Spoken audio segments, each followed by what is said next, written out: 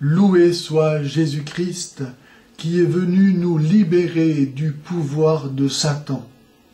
Sa paix soit avec vous. La destruction de la liberté individuelle est une conséquence directe de la pratique religieuse de l'islam, ainsi que par exemple le Coran, en la sourate 33, verset 36, le dit explicitement. Aucun croyant, aucune croyante n'ont le choix de leurs affaires si Allah et son prophète en ont décidé autrement. Les croyants musulmans voient toute leur vie soumise jusque dans ses moindres détails à la législation musulmane, non seulement indiquée par le Coran, mais encore par la charia et le fiqh, le droit musulman, au point que il est prescrit de quel pied il faut entrer dans la baignoire, de quel pied il faut entrer dans les toilettes, etc., etc. Tout est ainsi codifié. Je pourrais citer encore du Coran d'autres sourates, par exemple la sourate 2, verset 208, ou bien la sourate 24, verset 51, que je vous lis. Quelles sont les paroles des croyants quand on les appelle devant Allah et son prophète, afin que ceux-ci décident entre eux? Ils disent alors, « Nous avons entendu et nous obéissons. » Le croyant musulman doit devenir un robot, un être qui obéit sans se poser de questions, parce que tout est censé venir de Dieu, qui régimente jusque aux moindres aspects de sa vie individuelle.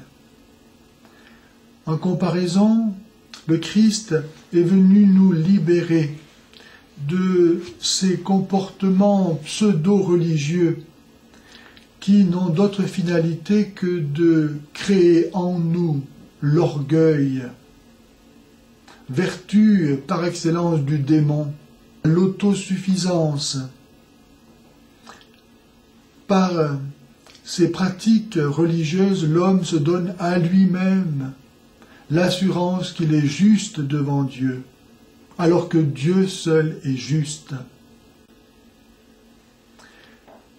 C'est pour que nous soyons libres que le Christ est venu, ainsi que nous le dit saint Paul dans l'Épître aux Galates, chapitre 5, versets 1 à 6.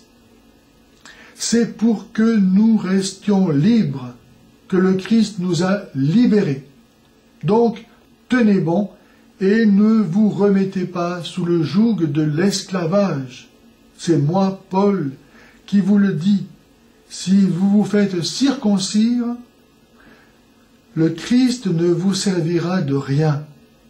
De nouveau, je l'atteste, à tout homme qui se fait circoncire, il est tenu à l'observance intégrale de la loi.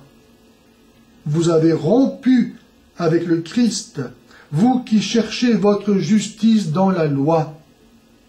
Vous êtes déchus de la grâce, car pour nous, c'est l'Esprit qui nous fait attendre de la foi les biens qu'espère la justice.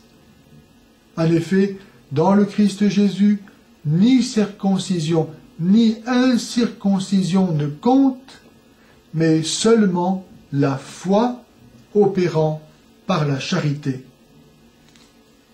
Voilà la liberté que Jésus nous a donnée.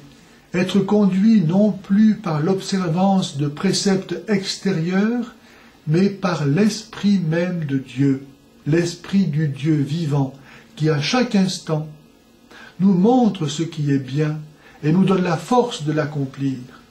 Si vous gardez ma parole, dit Jésus, vous connaîtrez la vérité. C'est la vérité qui devient le guide, la lumière du croyant, et non plus un règlement qui ne peut pas s'appliquer dans tous les cas. Une loi ne prend pas en compte tous les cas. et donc ne peut pas être toujours juste.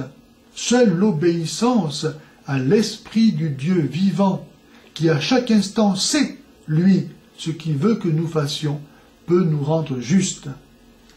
Voici encore ce que dit saint Paul dans l'Épître aux Colossiens, au chapitre 2, versets 20 et suivants.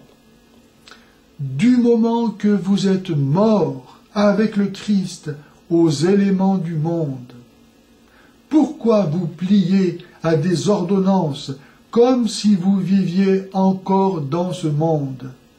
Ne prends pas, ne goûte pas, ne touche pas. Voilà bien les prescriptions et doctrines des hommes, pour toutes ces choses vouées à périr par leur usage même. Ces sortes de règles peuvent faire figure de sagesse par leur affectation, de religiosité et d'humilité qui ne ménagent pas le corps. En fait, elles n'ont aucune valeur pour lutter contre l'insolence de la chair. En effet, ce qu'il faut changer, ce n'est pas l'extérieur, c'est l'intérieur, c'est le cœur. Alors certes, des prescriptions extérieures peuvent servir, mais elles ne sont pas l'essentiel de la vraie vie religieuse. La vraie vie religieuse se situe dans cette relation personnelle et libre avec Dieu.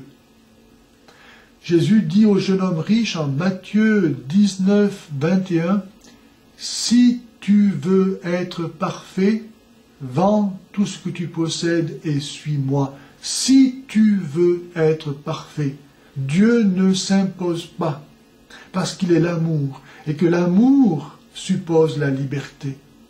Vous ne pouvez pas forcer qui que ce soit à vous aimer, et personne, pas même Dieu, ne peut vous forcer à l'aimer. Vous êtes libre